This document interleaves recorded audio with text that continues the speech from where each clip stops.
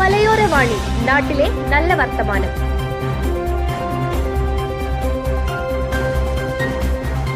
മലയോരവാണി radio online. ഇന്ന് 2020 October 1 വ്യാഴാഴ്ച. ഇപ്പോൾ സമയം 20 മണി കഴിഞ്ഞ് 30 മിനിറ്റും 9 സെക്കൻഡും. നാട്ടുവാർത്തകൾ വായിക്കുന്നത് ജെയിംസ്.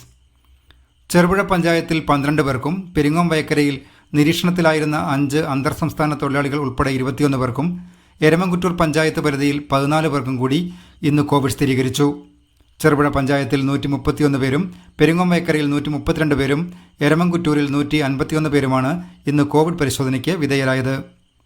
വയോജന ദിനാചരണത്തിന്റെ ഭാഗമായി Cherupuzha Navajyothi college NSS unit Kannikkalam ഭാഗത്തെ വയോജനങ്ങളെ അവരുടെ വീടുകളിലെത്തി ആദരിച്ചു. College director father Sijoy Paul, programme officer Stenil George, union chairman Joel Mathew, Abin Thomas, Agnes Jose എന്നിവർ നേതൃത്വം നൽകി. റിട്ടയർഡ് അധ്യാപകൻ പെരിങ്ങോത്തെ KP സുകുമാരൻ നമ്പ്യാരുടെ കൃഷിയിടത്തിലെ കരനെൽ കൃഷിയുടെ കൊയ്ത്തും മെതിയും പെരിങ്ങോം വയക്കര പഞ്ചായത്ത് സ്ഥിരം സമിതി ചെയർമാൻ M ജനാർദ്ദനൻ ഉദ്ഘാടനം ചെയ്തു.